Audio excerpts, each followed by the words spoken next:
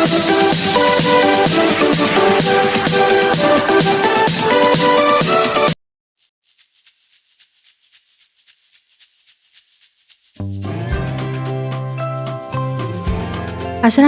warahmatullahi wabarakatuh. Selamat pagi dan salam sejahtera untuk kita semua.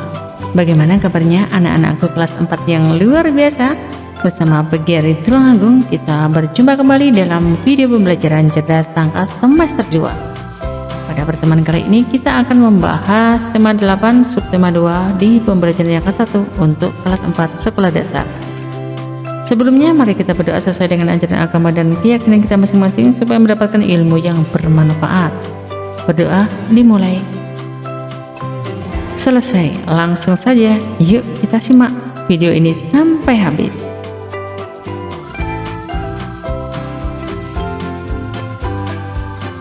Muatan bahasa Indonesia, asal-usul kota Surabaya. Pada zaman dahulu di sebuah lautan, hiduplah dua hewan buas yang sama-sama angkuh dan tidak mau kalah. Kedua hewan tersebut adalah seekor ikan hiu dan seekor buaya. Mereka sering berselisih dan berkelahi ketika memperebutkan makanan. Karena keduanya sama-sama kuat, ganas, dan sama-sama cerdik. Perkelahian pun berlangsung sangat lama. Setelah bertarung berkali-kali dan tetap tidak bisa saling mengalahkan, hiu, sura, dan buaya itu pun mengadakan kesepakatan. Karena kedua hewan tersebut sudah merasa bosan dan lelah jika harus berkelahi, akhirnya kedua sepakat mengadakan perjanjian tentang pembagian area kekuasaan. Dengan adanya perjanjian tersebut, kedua hewan tersebut tidak pernah berkelahi lagi, karena keduanya sudah sepakat untuk berdamai dan saling menghormati daerah kekuasaan masing-masing.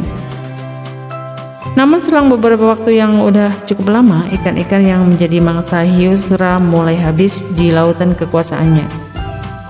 Akhirnya ia bersembunyi-sembunyi mencari mangsanya di muara sungai agar tidak diketahui oleh buaya. Namun lama-kelamaan buaya mengetahui bahwa hiu sura sudah melanggar perjanjian.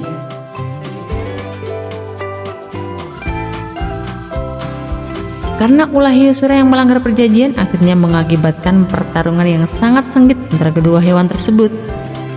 Mereka saling menggigit, menerkam, dan memukul. Buaya mendapat gigitan sura di ekor sebelah kanan, sehingga ekor tersebut selalu membengkok ke kiri, sedangkan sura tergigit ekornya hingga nyaris putus. Karena sudah sama-sama terluka sangat parah, keduanya menghentikan perkelahian tersebut. Hiu sura pun mengalah dan kembali ke daerah kekuasaannya. Buaya menahan rasa sakit pun merasa menang karena sudah mempertahankan daerah kekuasaannya. Setelah perkelahian yang sangat sengit, kedua hewan itu terluka sangat parah dan akhirnya keduanya mati. Pertarungan antara ikan hiu yang bernama sura dan buaya ini sangat terkesan di hati masyarakat Surabaya. Namun ada juga yang berkata Surabaya berasal dari kata sura dan baya. Sura artinya Jayabaya, berarti selamat, jadi Surabaya berarti selamat dalam menghadapi bahaya.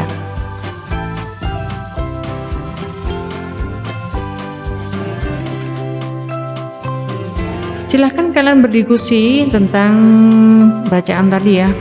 Menurut kelompokmu bagaimana pendapatmu mengenai tokoh cerita tersebut? Tulis hasil diskusi kalian. Selamat mencoba. Ayo berlatih. Cerita fiksi adalah cerita yang dibuat berdasarkan imajinasi atau karangan penulis.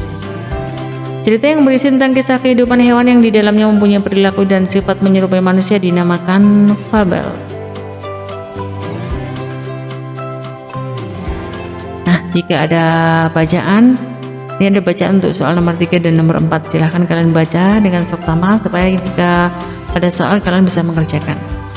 Antonim itu lawan kata ya.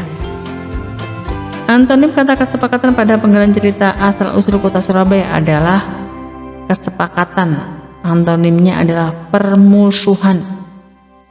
Perhatikan kalimat rumpang berikut ini. Akhirnya keduanya sepakat mengadakan titik-titik tentang pembagian area kekuasaan. Mengadakan perjanjian ya. Sebutkan 3 ciri fiksi. Nah, kalian bisa menggeser slide-nya untuk mendapatkan jawaban tersebut.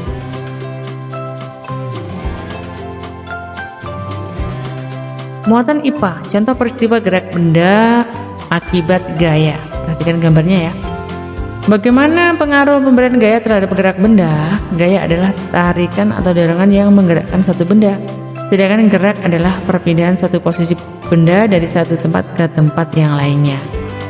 Adapun macam-macam gaya terhadap gerakan benda adalah benda diam menjadi bergerak. Nah, ini contohnya bola ditendang, kursi digeser, motor yang mogok didorong, dan lain-lain.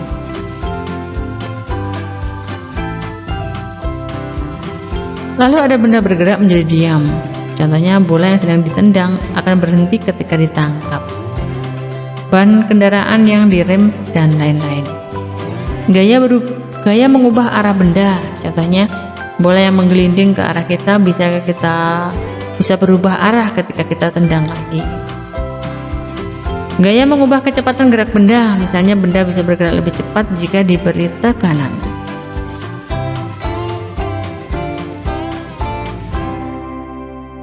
Selanjutnya, kalian bisa mengisi kegiatan ini dengan menuliskan kegiatan dan hasil pengamatan dari mendorong kursi, mengerek bendera, mendekatkan mainan magnet ke kulkas, menjatuhkan bola, dan seterusnya.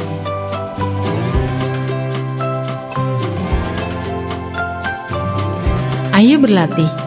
Dalam pertandingan sepak bola, seorang penjaga gawang menghalau bola yang ditendang dan pemain lawan sehingga bola memantul dan menjauh dari gawang. Pernyataan tersebut menunjukkan bahwa gaya menyebabkan benda berubah arah.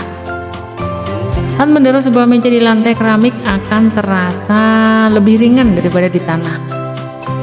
Nomor 3, gaya yang dilakukan beberapa orang daripada satu orang lebih besar.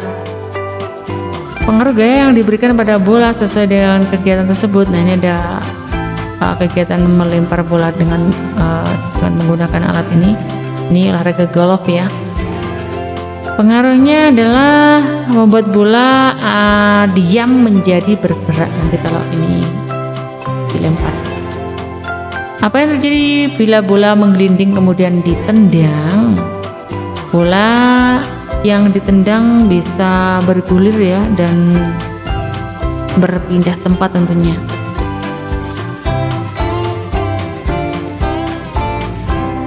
Demikian tadi pembahasan yang bisa Ibu sampaikan. Mohon maaf jika ada kesalahan dan kekurangan. Sampai jumpa di video pembelajaran berikutnya. Ibu akhiri, wassalamualaikum warahmatullahi wabarakatuh.